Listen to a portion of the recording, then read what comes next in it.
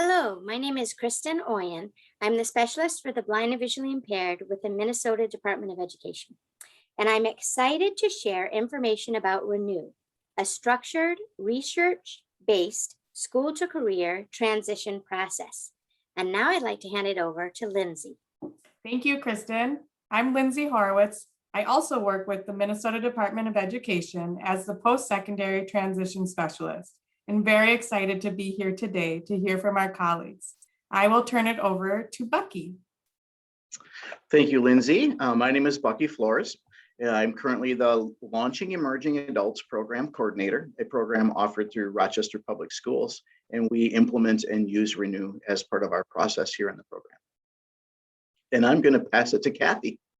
And I'm Kathy Frankor. I work at the Institute on Disability at the University of New Hampshire. The University of New Hampshire is the developer of this great intervention called Renew. And I'm a Renew trainer, National Renew trainer, and the project director for several grants. Thank you all. Kathy, can you tell us what Renew stands for and tell us a little bit about Renew? Sure. Renew has an exciting new name and logo that we're really excited about. So the name's changed a little bit. It stands for Resiliency, Empowerment, Natural Supports for Education and Work. And we really embrace resiliency because we know that that is the factor that will help youth achieve their future goals and positive life outcomes. So we really embrace that. And we really work with youth who are struggling and at risk, many who are considering perhaps dropping out of school, and try to get them connected to develop their own unique futures plan to identify the goals that will re-engage them in school, but propel them into the future. Thank you. Bucky, how did you initially hear about Renew? Lindsay, I was first introduced to Renew around 2006 or 2007. Rochester Public Schools introduced it to the mental health practitioners, where I was currently had a position working in a setting 3 classroom. And so Renew was introduced to us as a potential intervention tool. And so that was my first introduction. And then I was later reintroduced to it as we began to plan for and develop the Launching Emerging Adults program and reattended training. The first time I was introduced, Renew came to Rochester and delivered their training to the entire mental health department. And then the second time, I was able to go to New Hampshire and take part in the training there. Kathy, can you tell us who the target audience for Renew is? Sure. Renew began in 1996, with the focus being on supporting youth who had dropped out of high school through a community-based project. We had such good results with that. Then we said, let's expand this to youth that are at risk at dropping out, youth who haven't been exposed to complex trauma, youth who kind of struggle with anxiety, uncertainty, and depression. And we've expanded the intervention not only to schools, but here locally in New Hampshire to our community behavioral health agencies, and looking at other areas in other settings to expand this to. But it was delivered to be a high school intervention for youth from 14 till about 18.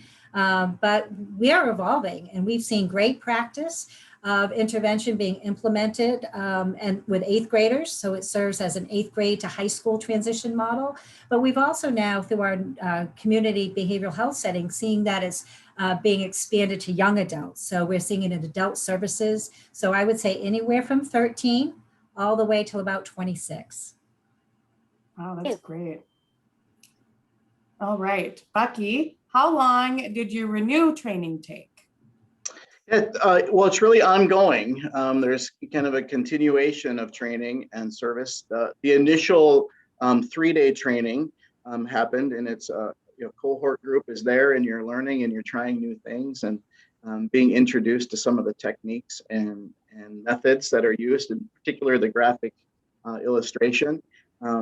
It's one of the things I think was really good about that was that there's a parallel process for you as a trainer to kind of learn and experience what it's going to be like for future clients as they go through that mapping process. So it was a really enjoyable time to be there with the group learning that together. So initially 3 days, but then it's ongoing. You have a coach that you work with. I worked with a coach for at least a year, and I still have contact with them even today, 3 years later, where you're developing, data points and tracking and able to ask questions and what about this method, or I had an issue here, and just continued support, which was great for us to really get it up and delivered and using before we're left to try to implement it on our own. Really great support that way. Thank you, Bucky.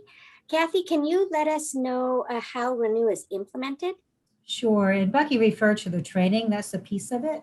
But our work we found is grounded in implementation science from Vixen and Blase, and that research is critical to sustainability and to build capacity in the Renew intervention. So we start by guiding school-based teams, whether creating a Renew implementation team, we might refer to it as that, or if that school already has an existing tier 3 team, we work with that systems team to guide them in the implementation in the program structures to build to support the intervention, but also to support the facilitators doing the work.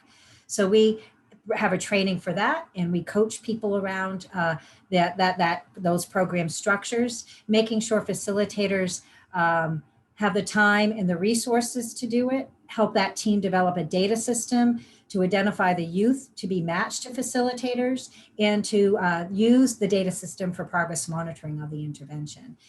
We also train and also coach the Renew facilitators themselves. So we have, as Bucky referred to, a 3-day training. Now, because of the pandemic, we have moved our trainings to a virtual training. There are 5 modules, but that has been very successful because it's people from all over the country have a way of really attending those virtual modules, which is exciting.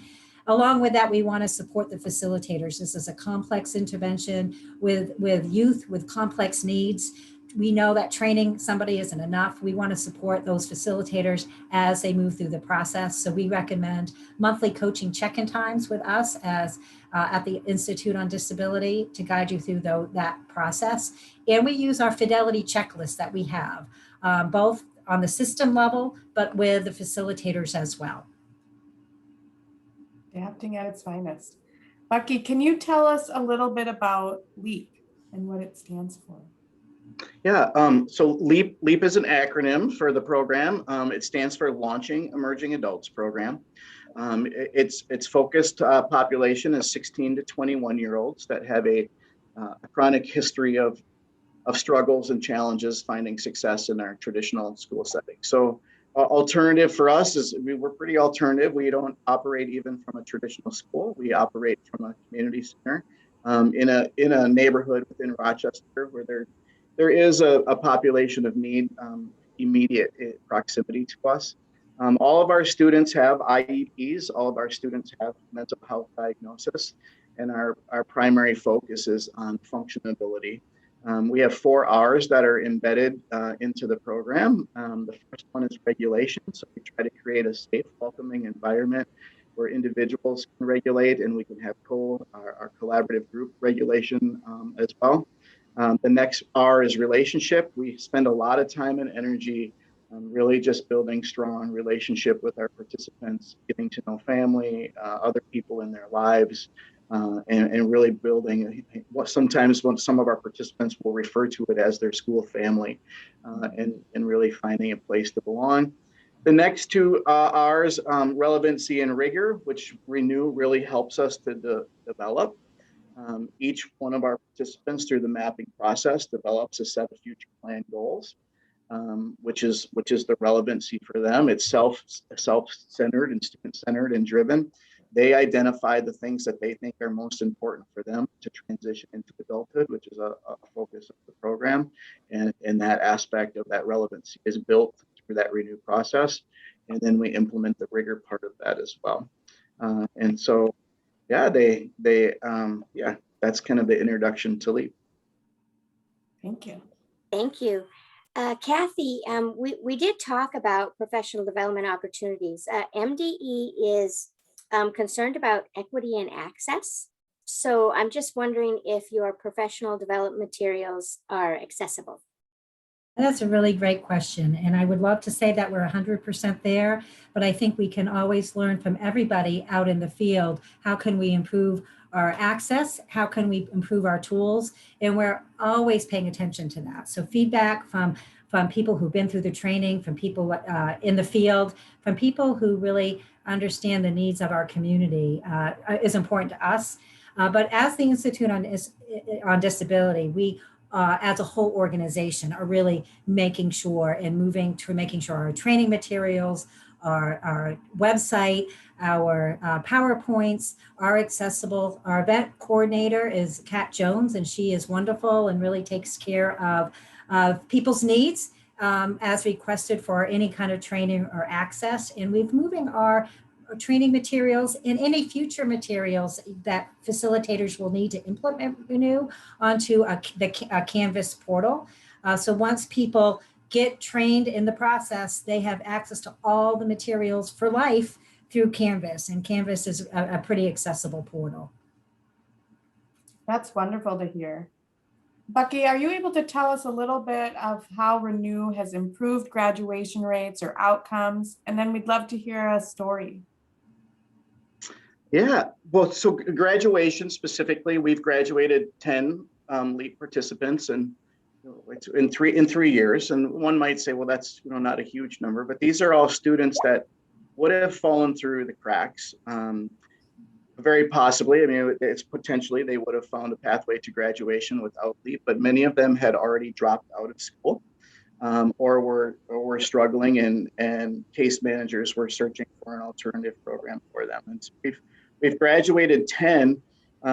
We only 3 students have not graduated who were expected to. So we've in the 3-year period we expected to graduate 13, and 2 of those are still enrolled and active with us here at LEAP. So we have found some success in graduating students that very possibly would not have graduated without the opportunity at LEAP. The other part that I think is important that we've been able to do, so graduation is one measurement for our success. I think the other is that we really do try to focus on increasing their network of support. So the end of natural support in Renew. That's a primary focus too, and that's an aspect of resiliency that we know from trauma experiences. We can increase the amount of positive network supports that help. That's a positive in their life as well. And we work with collaborative partners to try to make that happen, whether it's additional service providers, the community center here, we try to network with them here. Workforce development is a collaborative partner that we work with to make connections and future employment. And so we really try to focus on that networking. And one of the mapping processes is a resource map. And during the training, it was really I was under the impression when we do this resource map, there would be a large amount of people out there that would be identified to help. And that's not always the case with our participants, that there might only be 2 or 3 active resources. And through the process with us, they may even learn that while they're their friend or someone who's in their life, they may not actually even be a true resource to help them move towards the future goals. And so that's another measurement that I think is important for us here, even beyond the graduation, is that we really focus on increasing that network. In terms of specific stories, there's really so many. Each one of them have such amazing stories, and to see them find success. But one in particular, a young man stands out to me, and when a chronic absenteeism, from elementary age on until high school, really attending at a rate of around 40% throughout all of his academic career. He had been failure to attend, so he was dropped from Rochester Public Schools for failure to attend when he began to work with us. When we met him, he was essentially living in his bedroom. He would leave his bedroom to get food from the kitchen or to use the bathroom. And heard about Renew and LEAP, and made the application, and we met with him, and he went through the mapping and the Renew process, and he really kind of opened up in those. In fact, he became such a storyteller during the mapping process. At times we would have to agree that this is a non-story time, where we're not going to answer questions. And But he really found success here, and during his time with us, he found employment and he gained, skills. He would go to the grocery store and shop and interact with people at the deli and at the counters, and got his driver's license, and is currently, working and employed. And he is still living at home, but his network has really increased. He attended graduation here in support of some of his peers just this past June, just a couple of weeks ago, and still interacts and connects with some of his peers that are still participants here. So it was really quite a transformation for this young man who, like I say, was essentially living in a four-walled world for years, and really expanded. Yeah, quite the story for him. Gave him purpose and meaning. Yeah. Thank you for that. So Kathy, what is the typical turnover with leadership in relation to sustainability of the Renew model? We are a national research study that we have been conducting the last 4 years, and hopefully the publication of that will come out this fall. And through other case examples and data that we've collected from a lot of our national partners, one of the essential ingredients to make this sustain is leadership commitment. We have to be committed to this population and see that their strengths and understand their voice is important for their futures. But we also need to see that leadership is committed on that tier 3 system teams and support and allocate resources for facilitators to do that job. When we have seen leadership turnover, we see, like with many really good interventions, people drift from that intervention. So having that leadership involved and seeing Renew as a priority and on that system team is essential. Thank you so much. I just want to refer to the along with this webinar, that I will attach a PowerPoint that can be read at your own time to really talk about the context of Renew. You can bring it back to your school teams to talk about some of the context. And in there, you'll have also our website, www.renew.unh. And I really encourage you to explore that website with your team. We have some really good videos on there. One called Youth Voices right on our homepage that gives, again, case examples from the youth perspective. And there's also a video from one of our Renew implementers in Pennsylvania that talk about the training. So have fun and explore that, and hope that we're here to answer your questions that you have on Renew. Wonderful. Thank you so much, Kathy and Becky, for your time. Kristen and I really appreciate it. Thank you.